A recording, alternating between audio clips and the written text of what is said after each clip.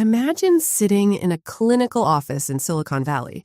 A man named Jacob walks in. He's in his early 60s, average weight, kind features, dressed in typical casual tech wear, a khaki shirt buttoned up. You wouldn't look twice at him. He looks like someone you'd trust with your retirement fund or the person sitting next to you at a coffee shop. But as Dr. Anna Lembke sits across from him, she isn't seeing a normal patient. She's seeing a man who has spent decades living a double life. Jacob eventually leans forward, his voice trembling slightly, and admits he has a secret, high-stakes addiction that nearly cost him everything. He isn't the outlier. He is the reflection of the modern human condition. Jacob is just one of many stories Dr. Lembke shares in her book, Dopamine Nation. And here is the terrifying realization. We are all living a version of Jacob's double life. We live in an era where we have successfully transformed our world from one of scarcity, where food and comfort were hard-won, into a world of extreme, overwhelming abundance. Everything is available at the swipe of a finger: food, entertainment, news, pornography, shopping.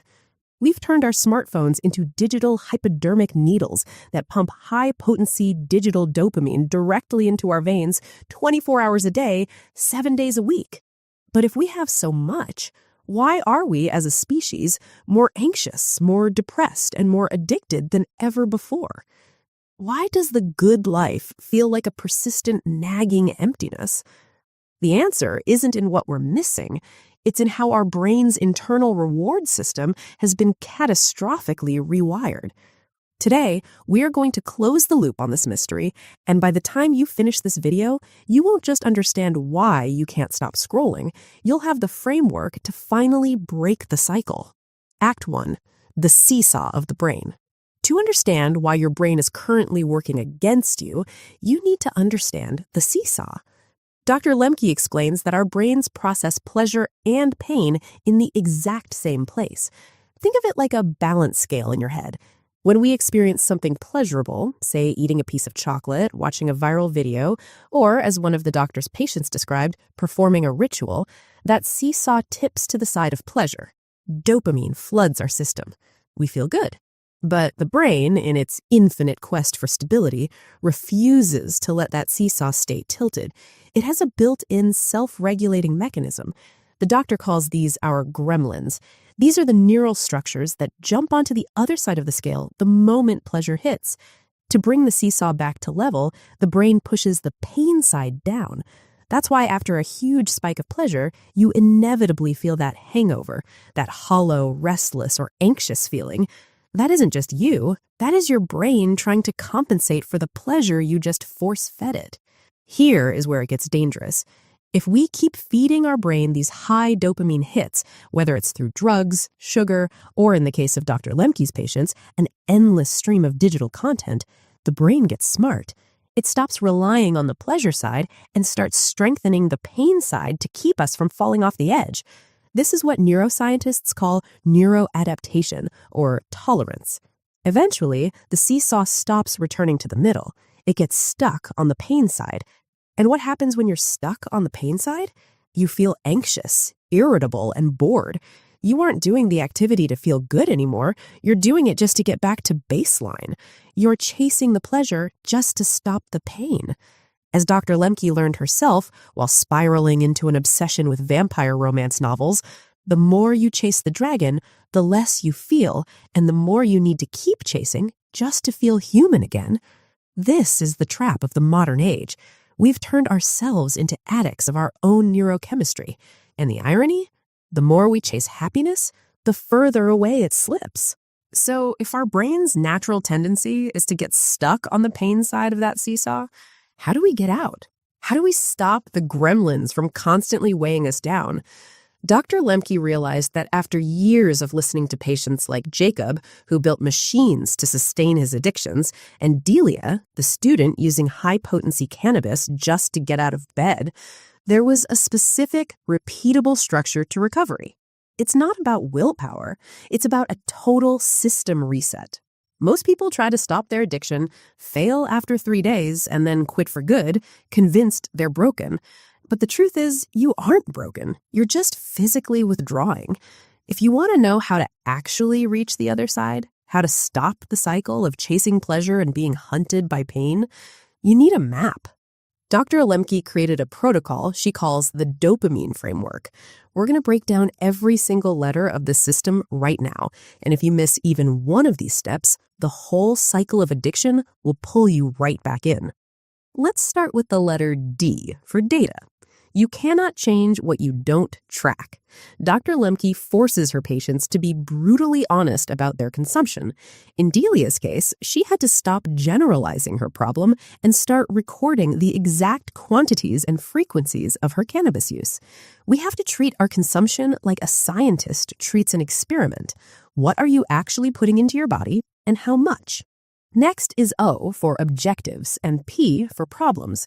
We usually lie to ourselves about why we engage in our habits. We say we do it to relax or be creative.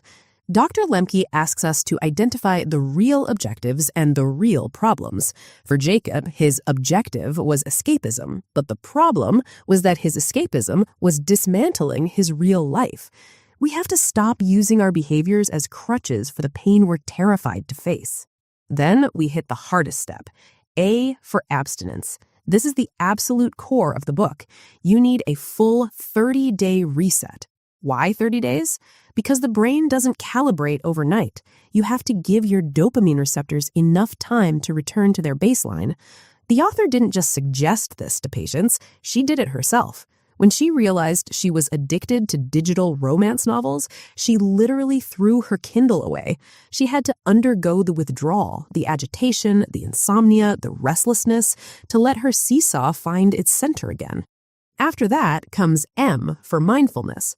This isn't just relaxing. It's the ability to observe your brain's impulses without acting on them.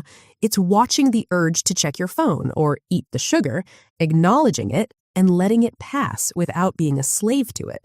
As Dr. Lembke points out, the very thing we use to observe our brain is our brain, which is a bizarre recursive challenge, but it is the only way to become a witness to our own cravings rather than their puppet. That leads to I for insight. When you finally stop the constant consumption, the fog clears. You gain the insight into who you actually are. You realize yourself wasn't missing. It was just buried under a mountain of dopamine. This brings us to N for next steps and E for experiment. These steps are about reintegrating into the world. You've reset your baseline. Now, how do you live in a world of temptation without falling back into the same traps? You experiment. You set new boundaries. You learn that you can face the world without needing to medicate the reality of being human. To understand how we can actually beat the system, we have to look at the most counterintuitive finding in Dr. Lembke's research, the use of pain as medicine. Think about Michael, a high-performing real estate mogul in Silicon Valley. He wasn't looking for heroin or meth. He was addicted to the hit of life. He was constantly chasing a high, using cocaine and alcohol to squeeze every drop of excitement out of his days. But the high stopped working, and the crash was becoming unbearable. He didn't find his recovery in a pill. He found it in an ice chest in his garage. Michael describes his ritual with chilling detail. He bought a meat freezer, filled it with water, and let it get cold enough that a layer of ice formed on the surface. He would climb in, often in the middle of the night, and sit in water nearing freezing temperatures for 10 minutes straight. This isn't a spa treatment. This is physical, acute suffering. But here is the paradox. When Michael climbed out, he didn't feel broken. He felt a profound natural afterglow that lasted for hours. The same feeling he used to spend thousands of dollars trying to replicate with illicit drugs. What was happening to Michael? This is a biological principle called hormesis. By voluntarily introducing a painful stressor, in this case, extreme cold, he was forcing his brain to respond by releasing a sustained, measured amount of dopamine. Unlike the spike and crash cycle of drugs, the cold plunge forced his brain to move the seesaw back toward the pleasure side, but it did so by building resilience rather than dependency. He was using pain to reset the balance. But physical pain is only one side of the coin. The other side is social, and this brings us to the story of Maria, a patient battling alcohol addiction who had spent her life navigating a labyrinth of little lies. She would hide her drinking, pour it down the drain to make it look like she'd finished it, and manipulate the people around her just to keep her habit hidden. The shame of these lies had become a weightier burden than the alcohol itself. The turning point for Maria wasn't a clinical breakthrough. It was a package. Maria had stolen a package that arrived for her brother. She didn't need what was inside, but the habit of secrecy was so deep, she opened it anyway. Later, she panicked and lied to him. For days, she suffered, terrified he would find out, terrified of the shame. But then, she chose radical honesty. She walked into the kitchen, in front of her brother and her husband, and she confessed. She said, "I opened your package. I lied to you. I'm sorry." The fear of telling the truth was visceral. She thought they would abandon her. But they didn't. They hugged her. That act of radical, uncomfortable honesty broke the isolation of her addiction. This is the synergy of Act 3, the physical and the social. By enduring the pain of the cold plunge, Michael reset his biology. By enduring the pain of the social confession, Maria reset her psychology. Both of them stopped running from the pain. They learned that the quickest way to end the cycle of addiction isn't to look for a better high, it's to stop medicating the lows. When you choose to feel the cold, and when you choose to tell the truth, you are effectively taking control of your seesaw, pulling it back to the center, and finding peace in the middle. So we come back to the man in the khaki shirt. Jacob and so many others like him didn't find his way out by discovering a miracle drug. He found it by acknowledging the truth of his own humanity. The double life he was leading, the secret high-potency digital and physical addictions, was simply an attempt to outrun his own discomfort. Dr. Lembke's central point isn't that you need to become a monk and live in a cave, or that pleasure itself is evil. Her point is that we have become Viking brains in a digital world. We were evolved for a world of scarcity, or a single piece of fruit or a successful hunt was a dopamine gifting event that sustained us for days. Now we live in a world of 24/7 high-octane stimulation that our brains literally never evolved to handle. We are constantly, aggressively tilting our internal seesaws away from pain, and as a result, we've broken the scale. The takeaway here is both heavy and liberating. Stop trying to escape your pain. Every time you reach for your phone because you feel a flicker of boredom, every time you turn to a substance or a distraction to mute the quiet voices of your own anxiety, you are making the long-term pain worse. You are the one pushing the seesaw deeper into the pain side. The path forward is to stop fighting the discomfort and start using it. This is why the dopamine framework matters so much. When you apply the mindfulness to observe the urge, the insight to see the lie you're telling yourself, and the abstinence to actually let your brain reset, you aren't just surviving, you are reclaiming your autonomy. You're telling your brain, I am the pilot of this ship, not the gremlins. Look at Maria, the woman who finally found peace not by fixing her life, but by finally telling the truth to those around her.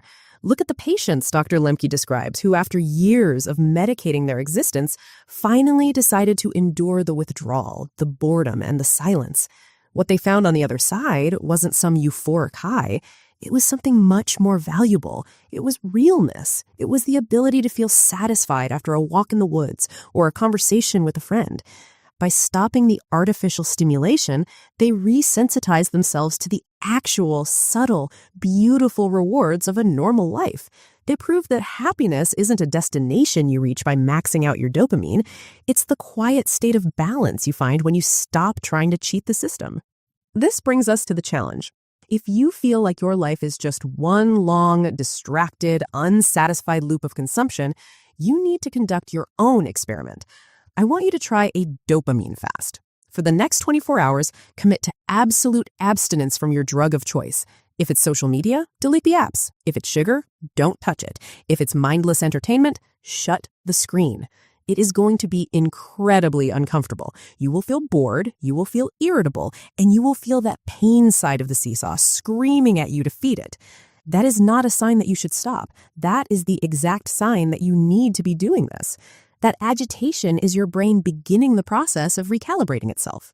If you are ready to stop running and start reclaiming your brain, hit the subscribe button. In the comments below, I want you to be honest, be radically honest about what your specific high dopamine distraction is. Is it the phone? Is it work? Is it perfectionism? Own it. By naming the problem, you are already one step closer to the insight that Dr. Lembke argues is the key to recovery. You're not meant to live in a state of constant medicated distraction. You're meant to live in balance.